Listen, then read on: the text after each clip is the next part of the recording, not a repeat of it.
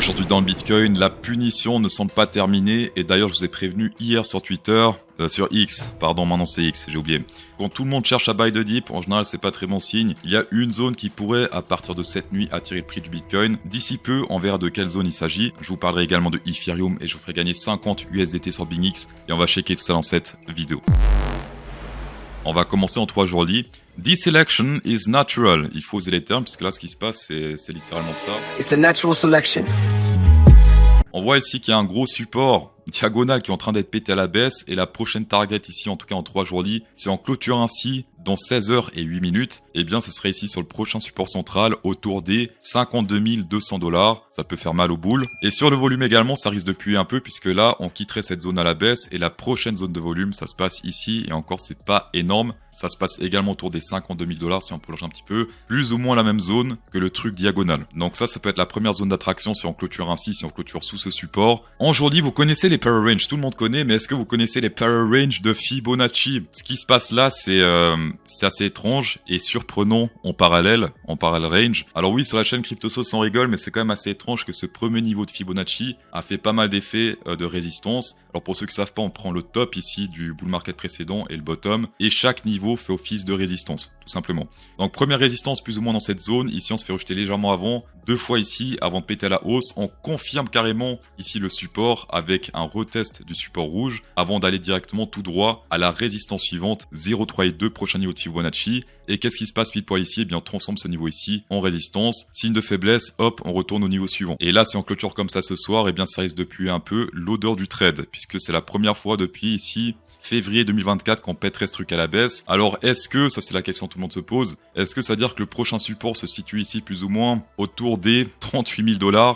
Alors, selon le Fibonacci, oui, mais pas selon le volume. Sur le volume, le prochain support, c'est autour des 51 000, donc ce qu'on a vu avant. Mais le prochain gros support se situe ici, en tout cas, ça c'est vraiment gigantesque qu'on a là, autour des, si on prolonge, plus ou moins. Alors, c'est pas ultra optimiste non plus, mais ça se passe autour des 42 429 $. Après, pour rester optimiste, la demande augmente graduellement ici. Actuellement, un gros trou, d'accord, donc ça c'est pas très bon sur du court terme. Mais ensuite, la demande augmente, et ça c'est plutôt positif. C'est-à-dire qu'il y a des gens qui risquent d'acheter dans cette zone. Plus on descend, plus il y a de gens qui risquent d'acheter. Toujours en jour-lit, on est en train de quitter ce range à la baisse. Qu'est-ce qu'on fait quand on quitte un range? On duplique tout simplement, on clone. On met ça sur le support ici. Maintenant, c'est une résistance. Et donc, la première target ici, en tout cas, selon ces trucs parallèles, ce serait autour des plus ou moins 54 000 $. Donc, c'est un peu supérieur à la zone de volume. Donc, si à minuit, on clôture ainsi, eh bien, ce qu'on peut faire, c'est potentiellement un retest de cette zone entrée optimale pour aller jusqu'au support suivant. Un risque récompense de au moins 2, voire 3 même. 3, c'est peut-être un peu abusif, mais 2, c'est déjà plutôt sympa. Et pour les traders algorithmes, simplement, on fait 2 fois ce range. Donc, carrément trader jusqu'au support rouge du bas, c'est-à-dire ici, plus ou moins autour des 50 177 $. Vous le savez très bien, CryptoSauce n'est pas un trader algorithme. Ce que j'aime bien, c'est les trades 1-5, 2 grand max, on va dire. À partir de 3, c'est compliqué. Bref, dans tous les cas, si on clôture ainsi ce soir, mon prochain trade sera le suivant. Donc le but, c'est de clôturer sous ce support rouge, d'accord? Donc ça, pour l'instant, c'est le cas. Idéalement, un petit pump qui confirme cette résistance ici sur le top, histoire de faire genre qu'on va remonter. Et ensuite, hop, retour support suivant. Et actuellement, ça serait ici autour des 53 045 $.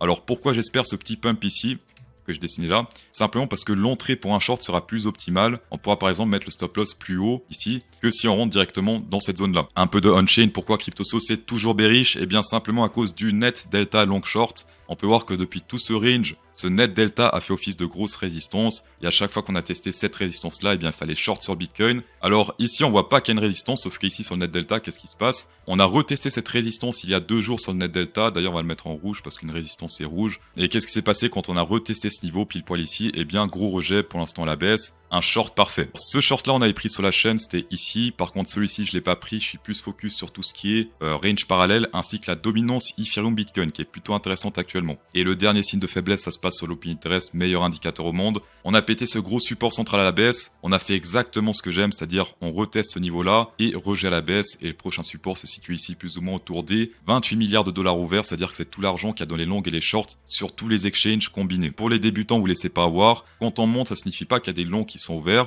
Ça signifie qu'il y a des longs et des shorts qui sont ouverts. Quand on descend, ça signifie pas qu'il y a des shorts qui sont ouverts, mais que des longs et des shorts sont fermés. C'est simplement l'ensemble des positions ouvertes. Et plus les gens trade, plus il y a de FOMO, et moins les gens trade, plus ils ont peur. Même les shorters en bear market, ils ont peur parce que sur tout leur holding, eh bien ils perdent de l'argent. Vous pouvez commencer à trader à partir d'aujourd'hui avec des gros avantages en description. Sur BingX, 10% de rabais sur les frais à vie, ce qui est magnifique, et entre 30 et 5000 $ qui sont offerts, 30 $ qui sont directement offerts après la création du compte, qui prend je crois 10 secondes, d'accord, c'est très rapide, vous connectez avec Google et hop, vous êtes connecté. Ça sera sur BingX que je vais lancer le trade et je vous le partagerai bien sûr sur la chaîne. Je vous dirai également quand est-ce que je rentre, si je rentre dans le trade sur Twitter, donc followez-moi sur Twitter.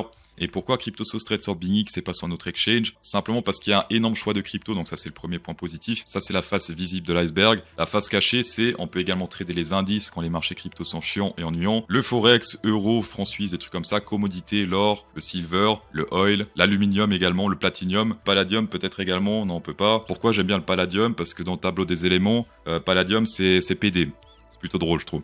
On va passer à la distribution des 100 USDT. C'est la team Turquie qui a gagné cette fois. Donc ceux qui ont mis Turquie dans les commentaires, le gagnant se print à l'écran. Et la question que tout le monde se pose, est-ce que samedi soir c'est la Suisse ou bien l'Angleterre qui va gagner le match? Mettez Suisse, Angleterre ou égalité à la fin du commentaire. Pour gagner avec un peu de chance 50 USDT sur BingX, ça sera lundi matin. On va passer sur le Ethereum Price. Là également ça devient un petit peu risky puisque le centre du range est en train d'être pété à la baisse. Donc ça c'est pas très bon. Prochaine target, logique, ça serait ici autour des 2774 $ si on clôture ainsi ce soir. Toujours très important d'attendre la clôture parce que sinon on peut finir sur des trucs qui ressemblent à ça.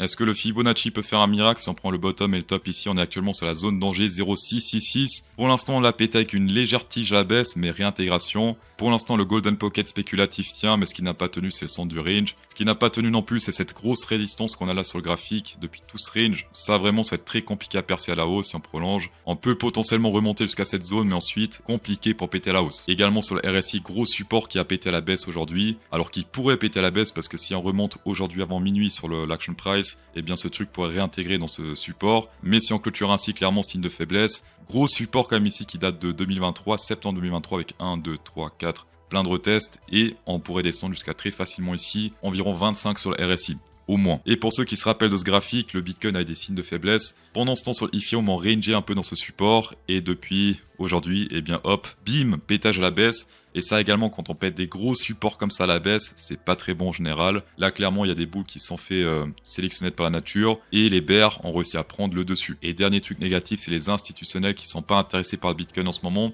Pourquoi je dis cela? Simplement parce que le dollar se pète la gueule. Ça signifie que les institutionnels vendent leur dollar pour acheter autre chose, du SP500, des actions, etc. Mais l'argent va ailleurs, mais pas dans le Bitcoin. Normalement, quand le dollar se pète la gueule comme ça, c'est plutôt bon pour le Bitcoin. Et si le dollar se pète la gueule, et le Bitcoin également se pète la gueule.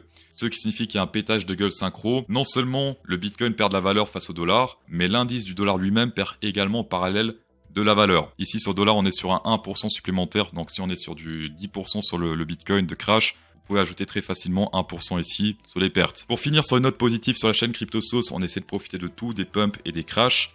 Oui, ça se pète la gueule, oui, nos holdings se pètent la gueule, mais on peut toujours hedging pour ceux qui connaissent, soit en faisant des shorts, soit en faisant des puts, afin de sécuriser nos profits. Dans tous les cas, merci d'avoir checké la vidéo, c'est toujours un plaisir. Insérez un pouce bleu dans cette vidéo pour incrémenter encore plus le plaisir, et bonne soirée.